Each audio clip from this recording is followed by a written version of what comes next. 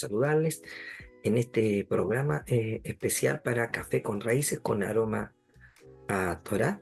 Desearles que esta semana, como ustedes han estado ya viendo, es una semana especial de preparación de todo lo que son las fiestas del Eterno, y en esta oportunidad me ha tocado poder compartir con ustedes lo que es la fiesta de Shavuot, la bien conocida como la fiesta de Pentecostés. Y quiero compartir pantalla con ustedes para mostrarles algo interesante previo a esto. Y lo interesante de poder entender que los cumplimientos proféticos acerca del Mesías están relacionados directamente con las fiestas del Eterno. Esto lo saben y muchas veces los judíos también lo enseñan. Solo que obviamente hay algunas de ellas, fiestas que no estaban establecidas inicialmente en el libro de Levítico y que fueron añadidas con el tiempo a partir de las experiencias vividas por el pueblo de Israel, como por ejemplo lo es el anuncio del nacimiento de Yeshua en la fiesta de Hanukkah. En la fiesta de Hanukkah, la fiesta de las luces, la fiesta de la dedicación, es cuando se anuncia por el ángel Gabriel que el Mesías iba a venir al mundo. Luego Yeshua nace en la fiesta de Sukkot, ¿ya?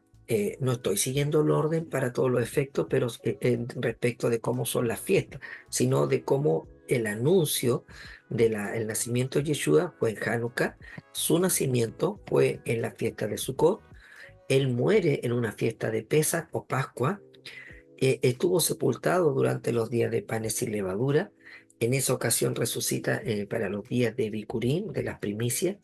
Él envía su Ruach, su Espíritu Santo, ya en la fiesta de Shavuot o Pentecostés, y se entiende que Él volverá en la fiesta de las trompetas y se manifestará a Israel para todos los efectos en Yom Kippur. Y esta idea es la que nosotros vemos de algún modo plasmada acá. En las fiestas bíblicas tenemos ya las 7 fiestas que sí están consideradas dentro del libro de Levítico, y tenemos las fiestas de primavera, Pesaj, panes y levadura, primicia, Pentecostés, de la que vamos a hablar ahora, y luego vienen las fiestas de otoño, que serían trompetas, tabernáculos y día de expiación. Y estas 7 fiestas también se ven reflejadas en la menorá o el candelabro que el pueblo de Israel tiene, porque cada una de estas candelas, de estas luces, nos conectan con las fiestas del Eterno, porque la Biblia nos habla, dice: inclinad vuestro oído y venid a mí y escuchad y vivirá vuestra alma, y haré con vosotros un pacto eterno. El Salmo 78 dice: escucha, pueblo mío, mi enseñanza, e inclina vuestro oído a las palabras de mi boca. Entonces, teniendo esto presente, es que les quiero compartir de la enseñanza de lo que es la fiesta de Shavuot. Esta fiesta es la segunda fiesta de peregrinación. Recuérdense que había 3 fiestas de peregrinación: Pesach, Shavuot y también, o Pentecostés, que se conoce con el mismo nombre, y la fiesta de Sukkot. Estas eran las 3 grandes fiestas solemnes en donde el pueblo de Israel debía peregrinar y venir de todas partes del mundo para celebrarlo en Jerusalén. Shavuot es la culminación de la cuenta del Omer. De hecho, la palabra Pentecostés viene del griego penta, porque son 50 días que se cuentan después de la Pascua o de Pesach, ¿ya? Y que en realidad en el mundo cristiano uno dice Pentecostés, la venida, la llegada del Espíritu Santo, pero no, es la fiesta que recuerda la entrega de la Torá en el Sinaí. La festividad comienza exactamente 7 semanas después de la fiesta de las primicias, la cual se da el día siguiente al Shabbat. Algunos discuten si es el Shabbat semanal o el Shabbat alto o Shabbatón, pero para todos los efectos, quien tenía el deber y la responsabilidad de anunciar el conteo de los días para Shavuot era el Sanedrín, eran los sacerdotes, eran los jueces de Israel. Y en eso nosotros debemos ser respetuosos. Si se equivocan o no se equivocan, no está en nosotros el poder nosotros sentirnos responsables, porque en el libro de Levítico dice: será para vosotros la tarea de anunciar la llegada de cada fiesta. Por lo tanto, si el pueblo de Israel, la casa de Judá, hoy considera empezar el conteo después del Shabbat alto, nosotros seguimos esta idea, por lo menos, de poder entrar en este pensamiento. Exactamente 50 días después de ese Shabbat alto, se da inicio a la fiesta de Shavuot. Es una palabra plural de semanas, ¿ya? Y esta festividad conmemora, como decíamos, la entrega de las dos tablas de la ley, que también se le llaman las tablas del testimonio, y que van a aparecer también en el día de mañana en el libro de Apocalipsis, de que quiénes son los que van a ser salvos, los que tienen el cántico de Moisés y que guardan el testimonio de Yeshua, es decir, que guardan la Torá que Yeshua enseñó, porque él nunca vino a abolir la ley ni los profetas, sino a darle la correcta interpretación. Por ende, entonces, la entrega de la Torá se le llama las tablas de la ley, las tablas del testimonio o el testimonio. Entonces, según la tradición, fue en este día cuando se le entregó la Torá al pueblo judío en el monte Sinaí, después que han pasado 50 días de haber celebrado Pesaj y de haber salido de Egipto. Por ende, hay algo interesante. Pesaj es la fiesta en la donde Dios saca a Israel de Egipto. Y Shavuot es la fiesta en donde saca a Egipto de Israel. ¿Cómo lo hace ahí? Colocando en sus leyes y estableciendo sus mandamientos. En Shavuot se lee el libro de Ruth en la sinagoga y su lectura se acompaña de diversas canciones, liturgias y todo esto, ¿ya? Entonces, nosotros vemos que eh, tienen la tradición de leer también el libro de Ruth, ¿ya? Porque fue en esta fecha cuando ella, una mujer gentil, abraza la fe de Abraham, abandona sus ídolos y se convierte al Dios de Israel. Ante este acto, Dios la honra desposándola con el pariente del Redentor de Noemí. ¿Se acuerdan de él? De Boaz, el pariente redentor. Y hace a Ruth la bisabuela del rey David. Pero mire qué interesante. ¿Por qué en la sinagoga se lee el libro de Ruth? Porque ellos saben y entienden que una persona gentil que comienza a guardar Torah deja de ser gentil. Y la manera de ser injertado en Israel es abrazando el Dios de Israel, pero a la vez también aceptando la ley de Moisés y guardando sus mandamientos. Pero sabe que Dios no solo coronó a Ruth como la bisabuela del rey David, sino que el rey David, él nació el 6 de Sivan, exactamente el día en que Dios le entrega la Torá al pueblo de Israel. Y hay algo muy importante que parece como muy espectacular y especial, y es que David también muere el mismo día de su nacimiento. ¿Ya? Nace el 6 de ese mes y muere también en ese mismo día de ese mes, obviamente muchos años después. Entonces, ¿y el rey David quién fue? Fue uno de los hombres que más amó la Torá, que escribió muchos salmos, entre ellos el Salmo 119, una oda a la Torá. Él era el que decía, cuánto amo yo tu ley. Si tu ley no hubiese sido mi delicia, en mi angustia yo hubiera perecido. Tu palabra es más dulce que la miel. Por eso que es esta tradición de comer productos lácteos. Muchas familias celebran con comidas especiales a base de los numerosos productos que son derivados de la leche, con los que uno puede deleitarse en Israel. Y por eso es que también hay una conexión interesante de que Pablo dice que nosotros debemos desear la leche espiritual no adulterada. ¿Y por qué Pablo hace alusión a de que nosotros no debemos desear la palabra de Dios como la leche espiritual no adulterada? Porque les recuerda la fiesta de Shavuot y la entrega de la Torá. Entonces Shavuot no solo nos conecta con el libro de los Hechos, capítulo 2, en donde nosotros vemos lo que sería la llegada del Espíritu Santo, pero luego vamos a explicar qué fue lo que realmente pasó. Pero también lo tenemos nosotros entonces en el libro de Corintios, donde Pablo también habla de lo mismo. Pero ¿qué más podemos decir? Acuérdese que David decía, no te olvides que la ley de Dios fue entregada progresivamente. Primero Dios entregó instrucciones orales, que luego fueron traspasadas verbalmente a cada generación, de Adán a Noé, Enoc, Abraham. Abraham le predicó Sem, ¿ya? Luego escrita en tablas de piedra por Moisés y por último se escribiría en el corazón del hombre, porque el anhelo de Dios fue siempre que la Torá estuviera escrita en el corazón. David lo descubrió. David, que nace en una atmósfera tan espiritual como el 6 de Sivan, cuando es el día que se reconoce que Dios entregó la Torá. Entonces ese día está cargado, por decirlo así, energéticamente, con una unción y una dimensión de revelación y entendimiento. Y por eso que David amaba tanto la Torá, y él decía, en mi corazón he guardado tus dichos para no pecar contra ti. Cuando ensanchen mi corazón, correré tras tu mandamiento. David estaba hablando del día que Dios circuncidara su corazón. Cuando Dios circuncidara su corazón, él amaría la Torá y correría tras su mandamiento. Le traspasa este amor, esta pasión a su hijo Salomón y le enseñó a guardar la Torá. Y ahora, ¿qué escribía Salomón en el capítulo 3? Hijo mío, no te olvides de mi ley y tu corazón guarde mis mandamientos. Luego le escribe, dice, nunca se aparte de ti la misericordia y la verdad, la Torá, emet, átalas a tu cuello. Escríbela, dice, en las tablas de tu corazón. ¿Se da cuenta que no solo había tablas de piedra en la fiesta de Shavuot? Dios quería que la escribiéramos en las tablas de nuestro corazón. ¿Y qué dice? Hallarás gracia y buena opinión ante los ojos de Dios y de los hombres. Proverbios 4:1 dice, oíd, hijo, la enseñanza de un padre y estar atentos para que conozcas cordura, ¿ya? Porque os doy buena enseñanza. No desampares mi ley. ¿Qué ley estaba hablando ahí? La Torá. Porque Salomón, al igual que David, tuvieron que hacer una copia personal de la Torá, de los rollos originales que guardaban los sacerdotes y los levitas. Porque ese era el primer gran mandamiento para el rey que Dios estableciera sobre la casa del pueblo de Israel. Porque yo también fui hijo de mi padre, delicado y único delante de mi madre.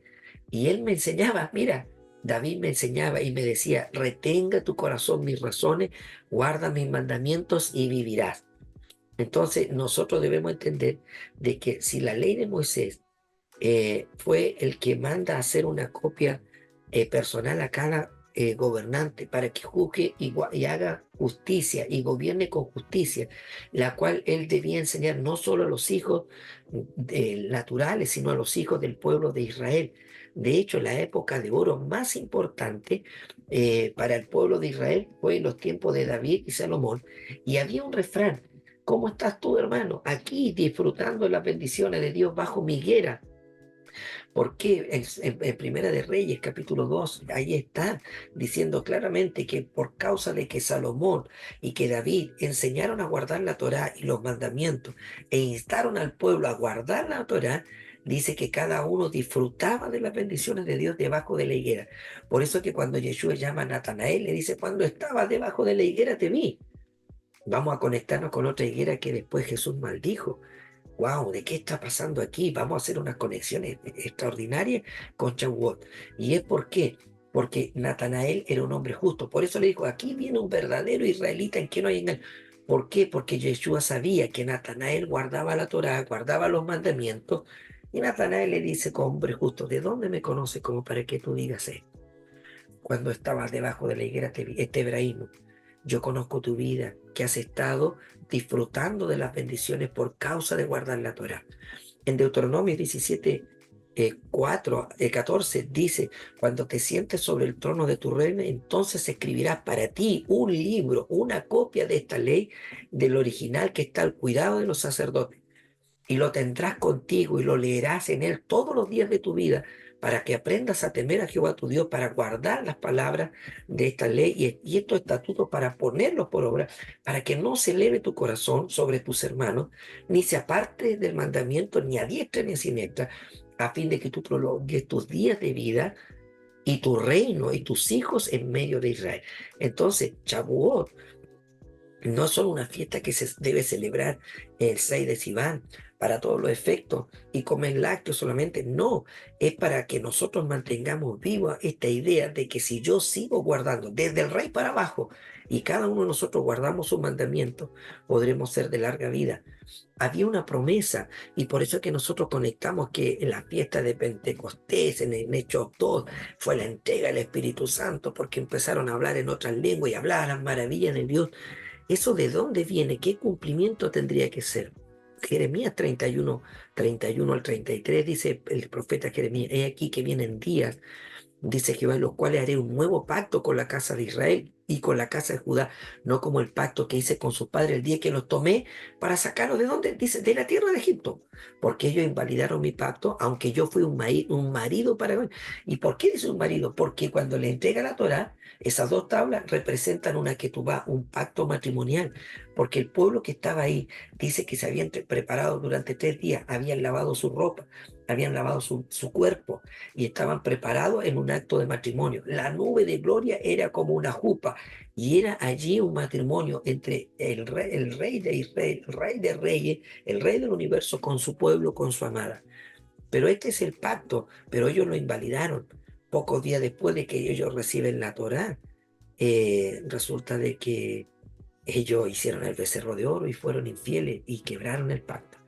Entonces dice Dios, viene el día en que yo haré un nuevo pacto con la casa de Israel y con la casa de Judá. Yo escribiré y daré mi ley en su mente y la voy a escribir no en tabla de piedra, sino en su corazón, tal como lo profetizó y lo experimentó David y Salomón. Y yo seré a ellos por Dios y ellos me serán por pueblo. Y mire, fíjese que es tan relevante esto. ¿Y esto cuándo ocurrió? Ahí en Pentecostés, en el libro de los Hechos, capítulo 2, al punto que el escritor de Hebreo en el capítulo 8, versos 10 y 16 dice, porque este es el pacto que yo haré con la casa de Israel después de aquellos días. Pondré mis leyes en su mente y sobre sus corazones las escribiré y seré a ellos por Dios y ellos me serán por pueblo. ¿Sabe lo que pasó? Es que la palabra, un nuevo pacto, los judíos usan la palabra rosh para nuevo. Y resulta de que cuando se traspasa al griego, los griegos tienen tres palabras para hablar de nuevo. Una palabra de ellos es neo. Y la palabra neo es nuevo y puede significar nuevo de esencia, de forma y de fondo. Algo totalmente en esencia, en sustancia, en diseño, totalmente nuevo. Pero cuando dice escribiré, haré un pacto nuevo, no se usa en el griego la palabra neo. Cuando Jesús dice esta copa es el nuevo pacto en mi sangre, en griego no aparece la palabra neo. También tienen otra palabra griega llamada lenovo, pero esa se usa más en el lenguaje más moderno de los griegos. Entonces, ¿cuál es la otra palabra griega que usan para traducir nuevo? La palabra kainos. Y la palabra kainos viene de una raíz también griega, que este kainos se diferencia del neo porque significa nuevo en el sentido de que algo que ha sido restaurado, que ha sido reparado, de acuerdo al diseño original, ha quedado nuevo, ha quedado reparado y como diríamos en el chileno, quedó como nuevo. No está nuevo porque es el mismo de antes, pero ha sido restaurado y ha sido renovado. Entonces, por eso que cuando Jeremías dice, viene un nuevo pacto que voy a hacer con la casa de Israel, no se usa la palabra ni neos ni lenovo, sino la palabra kainos. Y kainos tiene una raíz profunda que significa nuevo de algo que ha sido restaurado. Entonces, en la fiesta de Shavuot, que se celebró 1300 años después, nosotros vamos a ver que en Pentecostés, cuando estaban los discípulos esperando el ser revestidos de poder, porque Yeshua les dice, quédense en Jerusalén. ¿Y por qué le dice, quédense en Jerusalén? Porque venía la fiesta de Shavuot y era una fiesta de peregrinación. Y entonces, porque recibirán poder, dunamis, y me van a ser testigos en Jerusalén, en Judea, en Samaria, hasta lo último de la tierra. ¿En qué consistía ese poder? Que la Torá, la ley de Moisés, estaría grabada en su mente y en su corazón. Dice, y yo seré a ustedes por Dios y ustedes me serán mi pueblo, porque ahí está un testimonio escrito en tablas de piedra, pero también grabada en el corazón.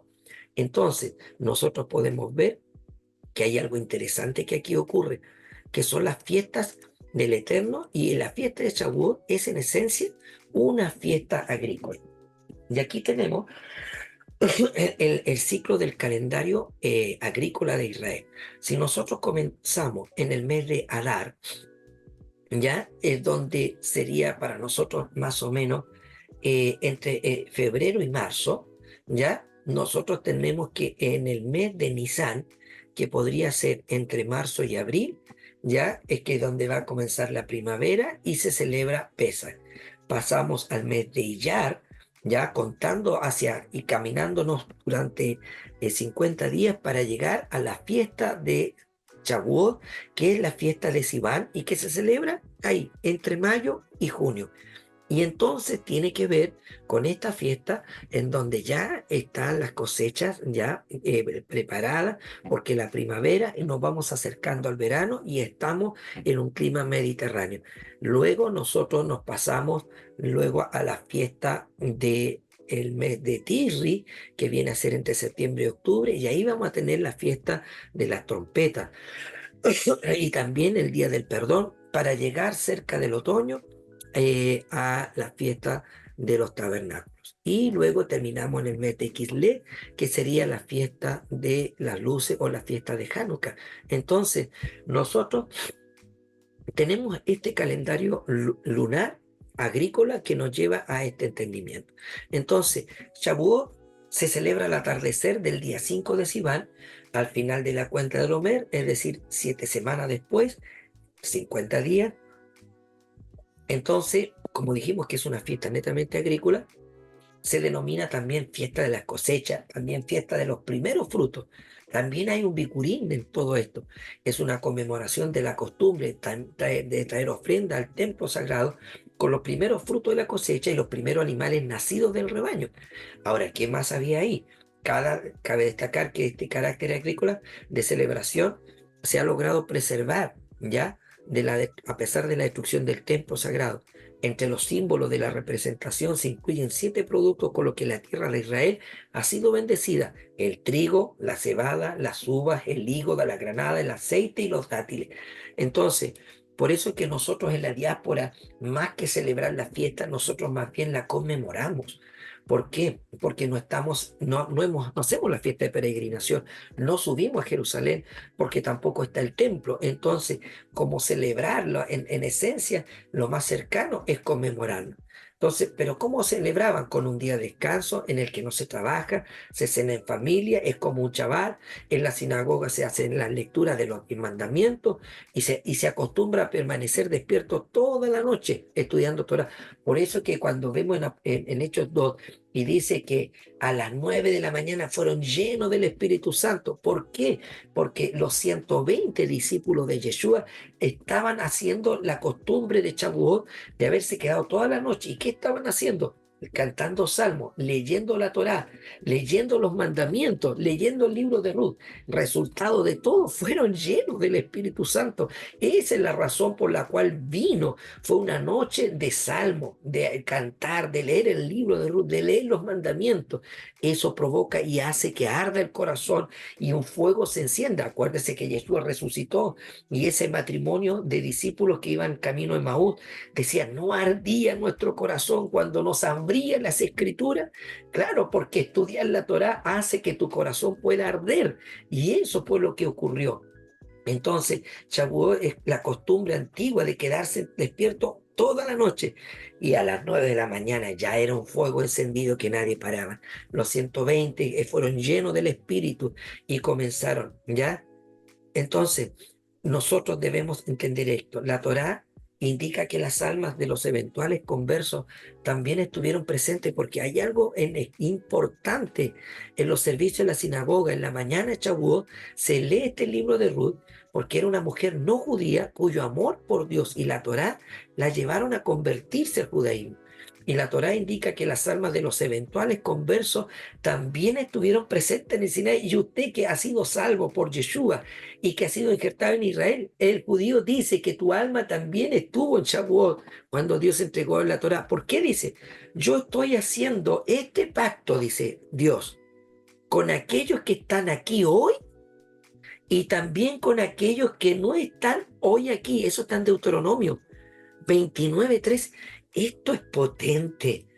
Hermanos, usted y yo, que por medio de Yeshua hemos sido injertados en Israel, el judío dice de que no solo estuvieron presentes todo el pueblo de Israel a quien se le entregó física y literalmente la Torá, sino también todas las almas de aquellos que un día iban a ser injertados en Israel, como Ruth la Moabita, como Rahab, la mujer de Jericó. ¿Dónde está ese texto? En Deuteronomio 29:13. Yo estoy haciendo un pacto con aquellos que están aquí hoy y también con aquellos que no están aquí.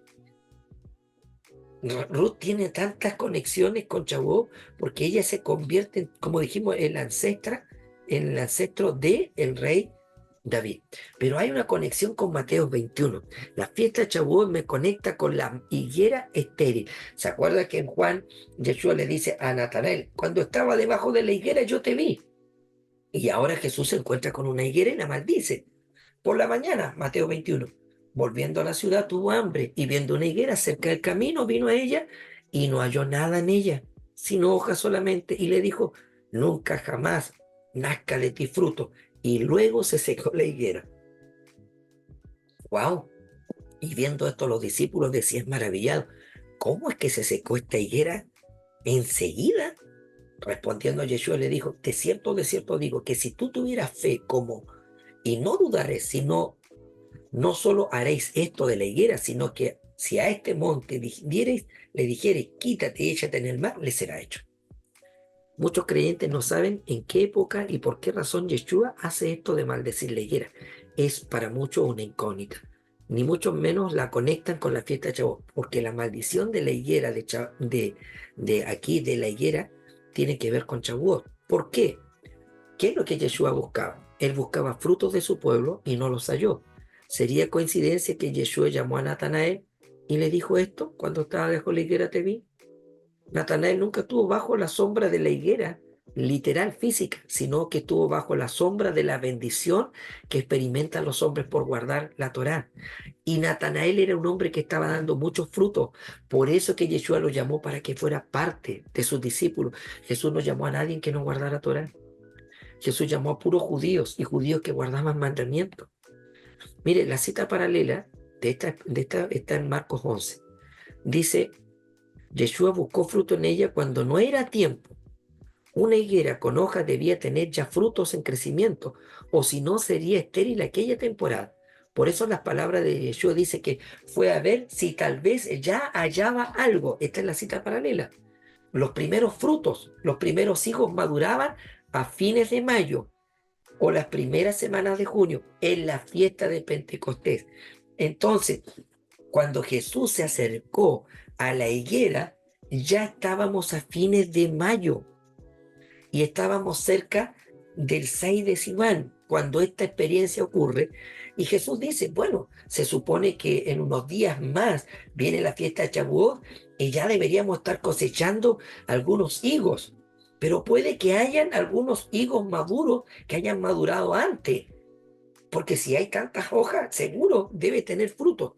Y dijo, voy a ir a ver si hallo algún fruto, tal vez, algún primer fruto. Yeshua quería comer de esas primicias y no los halló. La higuera debía tener fruto y aun cuando no estuvieran maduros, algo debía tener. Por pequeños que fueran, aunque hubiesen sido pequeños, Yeshua se habría contentado de saber, uy, mira, tiene higos, pero están pequeños. No los voy a tomar porque están pequeños. Pero, ¿sabe? Dice que ni siquiera halló hoy fruto, ni pequeño, ni grande, ni maduro, ni inmaduro. Simplemente no tenía, solo tenía hoja.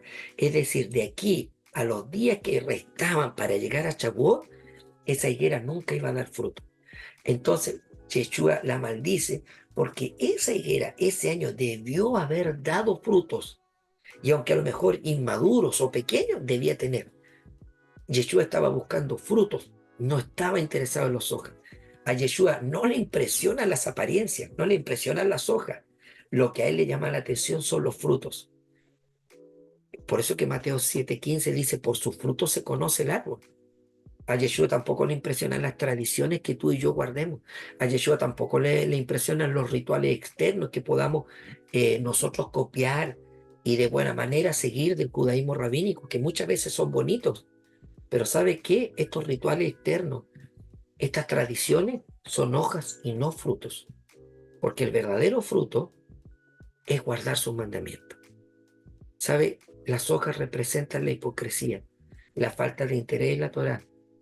Y esta falta de interés en la Torá en muchos judíos y fariseos de la época, donde amaron más las tradiciones que la Torá, les trajo una sequía espiritual y una sequía de frutos tan grande, porque trajo una falta de frutos que trajo una sentencia de muerte, trajo maldición.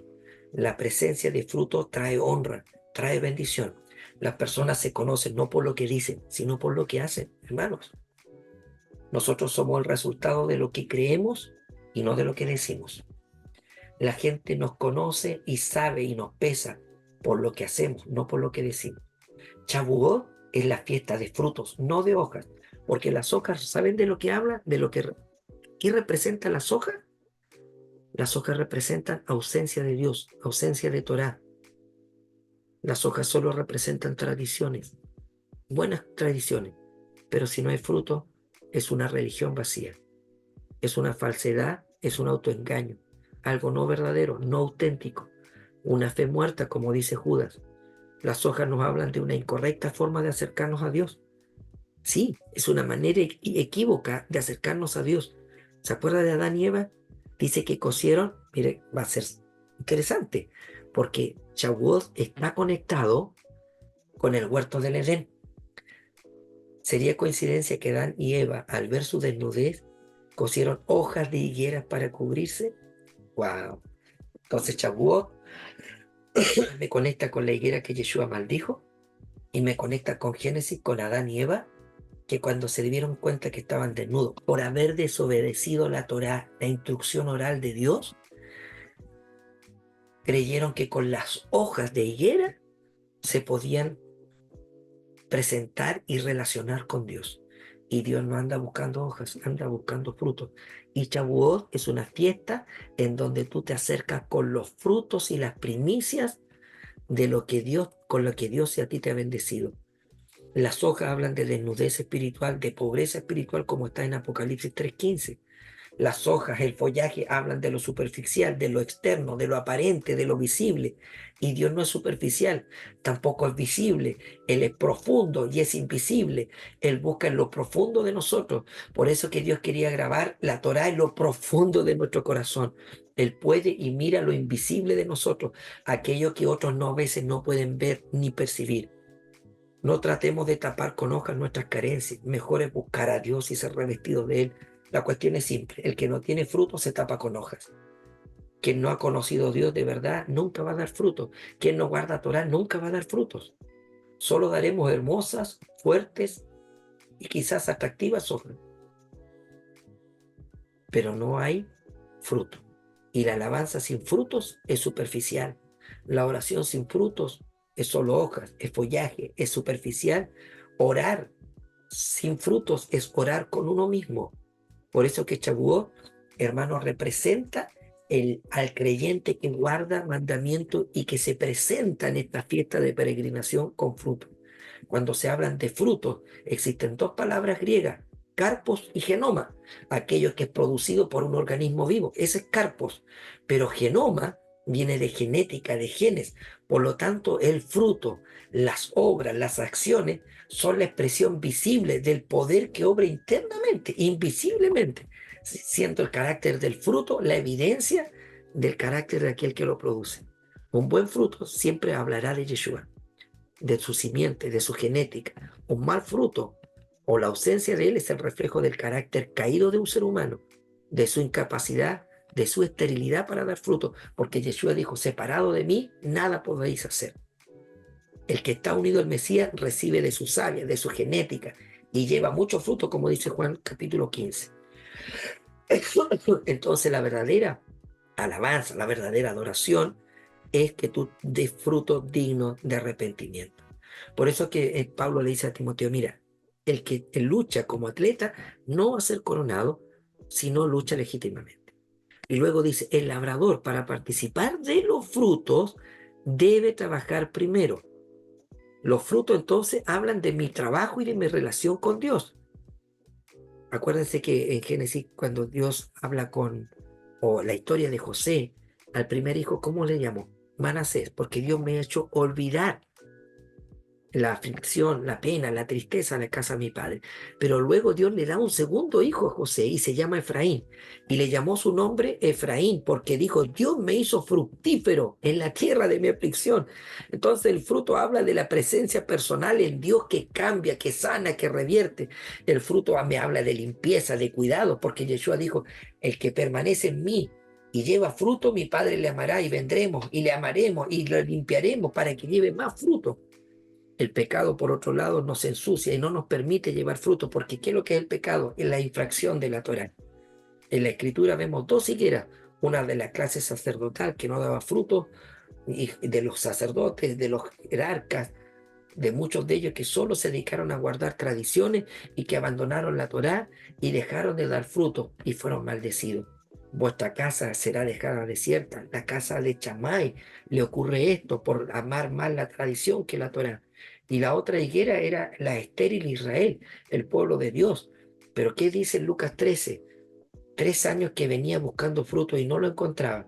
Y Yeshua se hace cargo de cavar, de profundizar, de abonar la tierra para que diera fruto. Porque en la parábola dice que le dice al artesano, corta esta higuera, he venido 3 años y no encuentro. Y él dice, déjala un tiempo más, yo voy a cavarla, voy a abonar para que dé fruto. Y ese Israel dio fruto.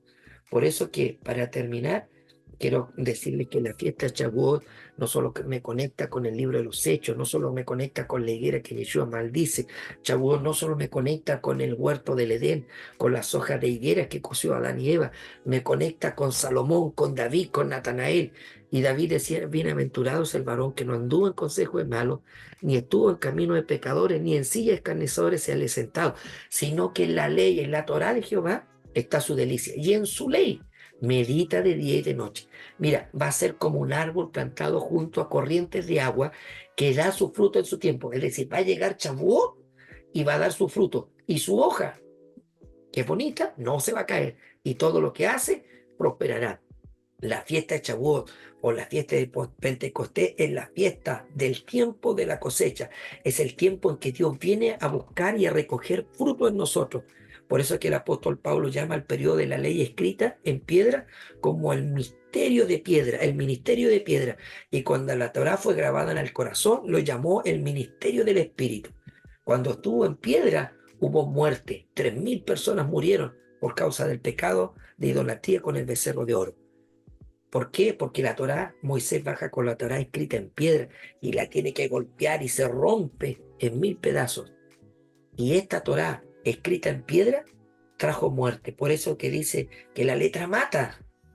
Claro, porque la letra escrita en tablas de piedra, cuando Moisés ve el desenfreno y el pecado de idolatría, que es de un adulterio para con el Dios de Israel, trajo muerte y 3.000 personas murieron. 1.300 años después, cuando se cumple la profecía de Jeremías 31, Dios escribe y graba la misma Torá en el corazón. Y ahora 3.000 judíos e israelitas se convierten. Y por eso que Pablo decía, el ministerio que fue con gloria grabada en piedra produce muerte.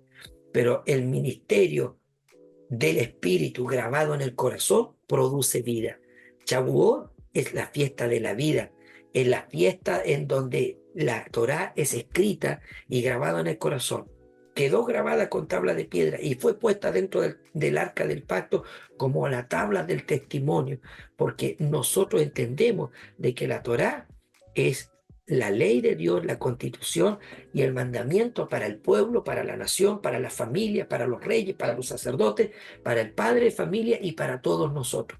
Así que ya que estamos próximos a celebrar Shavuot, hoy hemos tenido una experiencia de aprender algo más de la fiesta de Shavuot.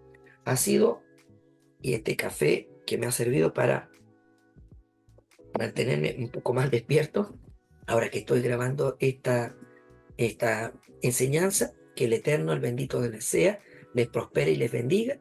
Y ha sido la reflexión para café con raíces con aroma a Torah. Que el Eterno les bendiga.